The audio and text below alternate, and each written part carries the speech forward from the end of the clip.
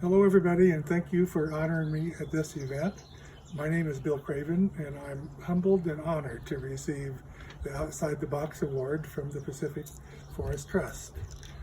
I've worked with Pacific Forest Trust for more than 20 years, including visits to its offices in Boonville, Santa Rosa, and San Francisco. And I think I've worked with PFT on every piece of forestry legislation that they have been involved in. Plus, I've worked with PFT on a lot of bills where they weren't directly involved, but where it simply worked to improve the outcome. I began working with Pacific Forest Trust on the forest legacy bills that Senator Chesborough wrote. And I say that because I know he's on your board and he may pay attention to this. And I ended my career with Pacific Forest Trust legislation on the source watershed bills that you all know about. I have collaborated with Pacific Forest Trust on dozens of forestry bills. And one of the items of unfinished business is to improve the way we manage our landscapes. Instead of micromanaging various forestry regulations. It's clear to me that the focus in forestry policy in California needs to shift to climate and fire resiliency together. That doesn't mean that people are happy with the Forest Practices Act or the Forest Practice Rules or the Board of Forestry. But the path forward, in my view, is to work collaboratively on fire and climate.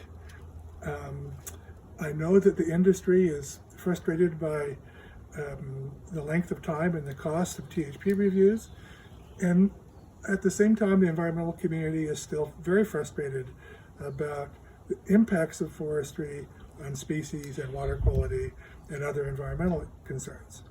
But my opinion is that if we manage for climate and fire together on a landscape basis, and if we leave carbon on the land, retain a diverse age and species, classes of trees, then habitat will be improved and perhaps the intensity of regulatory review can decrease. Landscape management is where PFT's work has been critical, and it has actively engaged the legislature both on climate and fire management, including the increased use of prescribed fire, and their support for those things has been extremely important.